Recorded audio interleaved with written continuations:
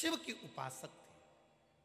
उसका एक काम था गंगा का, शंकर मंदिर में नंदी के पास जाना और नंदी के पास में जाकर उसको स्नान कराना, फिर शंकर भगवान की जलाधारी का स्नान कराना, स्नान कराने के बाद शंकर जी पे एक लोटा जल चढ़ाना। शिव महापुराण की कथा कहती है महाराज,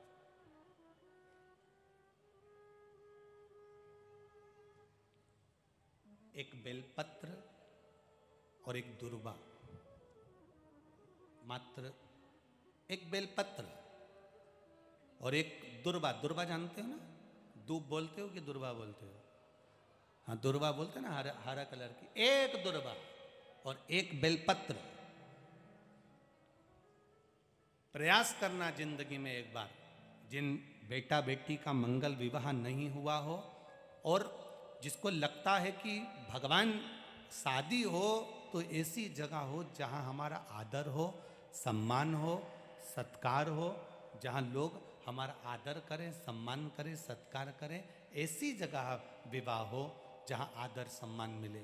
एक दुर्वा, एक बेलपत्र, जो सोमवार की अष्टमी के दिन नंदीश्वर का स्पर्श कराकर, नंदी का स्पर्श कराकर, जलाधारी का स्पर्श कराकर शिवलिंग के ऊपर समर्पित कर देता है, उसको जो वर प्राप्त होता है और घर प्राप्त होता है वो अच्छा ही प्राप्त होता है। अदालत तक नहीं जाना पड़ता, तलाक तक बात नहीं पहुंचती और उसके घर में सुख और समृद्धि रहती। क्या क्या चढ़ाना है, जम के बोलो जरा। एक दुर्वा और एक बेलपत्र। बहुत दिन सोमवार की अष्टमी। शिव महापुराण की कथा कहती है, किसी मुर्दे को अर्थी पर बांध कर ले जा रहे हो और वो मुर्दा भी अगर बेलपत्रे के पेड़ की छांव के नीचे से निकल जाए तो उसको ना तो तर्पण की जरूरत पड़ती है, ना पिंड की जरूरत पड़ती है, ना ब्राह्मण भोज की जरूरत पड़ती है, वो सीधे बैकुंठ चला जाता है। बेलपत्री के वृक्ष की मात्र छांव व्यक्ति का कल्याण कर देती।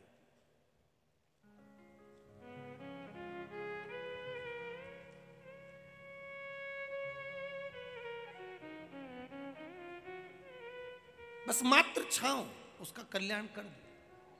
आप प्रयास करा करो, जितने किडनी के, जिसको बीमारी हो, जिसको लीवर की बीमारी हो, जिसको कैंसर की बीमारी हो, जिसको थायराइड की बीमारी हो, जिसको कोई बड़ा रोग लग गया हो, जिसके शरीर में गांठ पड़ रही हो, हम उनसे निवेदन करेंगे, आप प्रयास करा करो, हफ्ते भर में एक दिन बेलपत्री के पेड़ के नीचे बैठना है। बेलपत्री के पेड़ के नीचे एक लोटा जल कंकर शंकर मानकर, हमें कोई शिवलिंग का निर्माण नहीं करना है, बस वृक्ष की जड़ में कंकर शंकर को जानते हुए, शिवलिंग मानते हुए बेलपत्री की जड़ में एक लोटा जल धीरे धीरे चढ़ाना है और श्री शिवाय नमस्तुभ्यम कहना है। अगर श्री शिवाय नमस्तुभ्यम नहीं भी कहो तो पंचाक्षर मंत्र का जाप करो, नमः शिवाय। बन सके तो षडाक्षर मंत्र का जाप करो, ओम नमः शिवाय। ये भी नहीं कर सकते तो द्वादश अक्षर मंत्र का जाप करो, ओम नमो भगवते वासुदेव। ये भी नहीं कर सकते तो 2 अक्षर का जाप करिए राम। ये भी नहीं कर सकते तो 2.5 अक्षर का करिए कृष्ण। पर जाप करो, जल चढ़ाते चढ़ाते जिसका किडनी, लीवर, थायराइड आदि बीमारियां जिसको बहुत ज्यादा घिरती हो, हफ्ते में एक बार, जैसे हफ्ते में एक बार तुम होटल जाते हो, हफ्ते में एक बार तुम बाहर घूमने जाते हो, उसी तरह हफ्ते में एक बार बेलपत्री के पेड़ के नीचे बैठकर शिव नाम का गुणगान करिए। धीरे धीरे धीरे धीरे बेलपत्री के वृक्ष में सारी 64 योगनियां, देवियां, देवता, लक्ष्मी, नारायण, ब्रह्मा, ब्रह्माणी, इंद्र, इंद्राणी सब उसी में विराजमान है। जब आप बैठोगे, शिव नाम जपोगे तो धीरे धीरे बीमारी अपने आप समाप्त होती चली जाएगी। हफ्ते में एक नियम बना कि मुझे बेलपत्री का पेड़ लगा है, हाथ उठाओ जरा, लगा है सबके यहाँ, रखो हाथ नीचे। एक बात बहुत अच्छे से ध्यान करना, जो बेलपत्री का पौधा आपके सिर से ऊपर हो, उसी बेलपत्री के पौधे की पत्ती को लेना चाहिए। जो पौधा आपके सिर से नीचा हो, उस बेलपत्री के पौधे की पत्तियों को नहीं तोड़ना चाहिए, क्योंकि वो कुंवारा रहता है, छोटा रहता है। छोटे के कारण बस उसकी पत्तियों को नहीं तोड़ा जाता। जो बड़ा हो, जिसकी छाया हमारे ऊपर आ रही, जिसकी छांव हमारे ऊपर आ रही।